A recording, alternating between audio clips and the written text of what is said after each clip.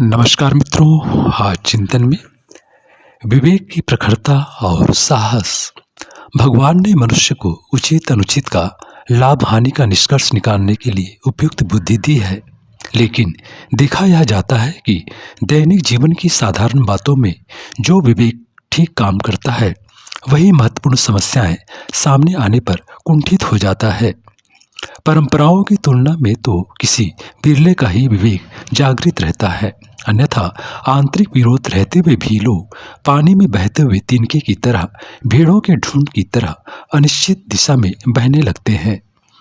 समाज में प्रचलित कितनी ही प्रथाएं ऐसी हैं जिनमें लाभ रत्ती भर भी नहीं, हानि अनेक प्रकार से है, पर एक ही देखा देखी दूसरा उसे करने लगता है। नशे के प्रवृत्ति से शारीरिक और मानसिक स्वास्थ्य नष्ट होता है और आर्थिक स्थिति पर बुरा प्रभाव पड़ता है।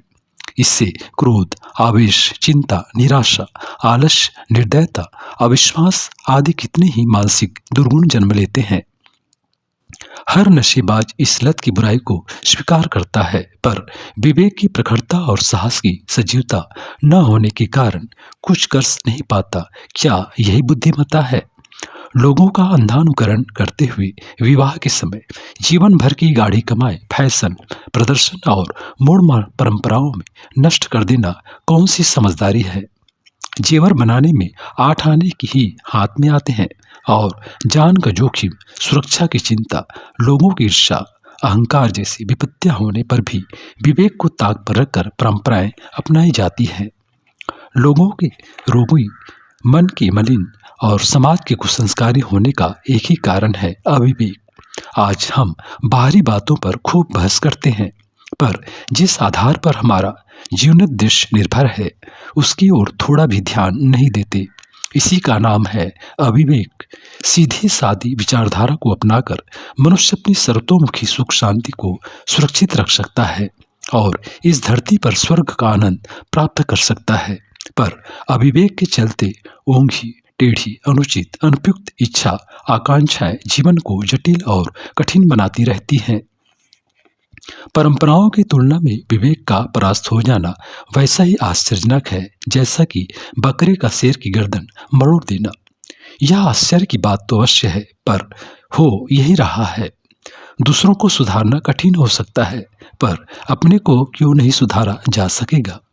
अपने मन का, अपने दृष्टिकोण का परिवर्तन भी क्या हमारे लिए कठिन है? विवेक और विचारों की पूंजी का अभाव ही सारी मानसिक कठिनाइयों का कारण है। विवेक का अंतःकरण में प्रादुर्भाव होते ही कुविचार कहाँ टिकेंगे, और विचारों के हटते ही अपना पशुवत जीवन देव जीवन में परिवर्तित क्यों न हो जाएगा? मित्रों, कुछ मूर्ताएं, अंध परंपराएं, अनित्यताएं, संकीर्णताएं हमारे सामूहिक जीवन में प्रवेश पा गई हैं। दुर्बल मन से सोचने पर वे बड़ी कठिन, बड़ी दुष्कर, बड़ी गहरी जमी हुई दिखती हैं, पर वस्तुतः वे कागज के रावण की तरह डरावनी होते हुए भी भीतर से खोखली हैं।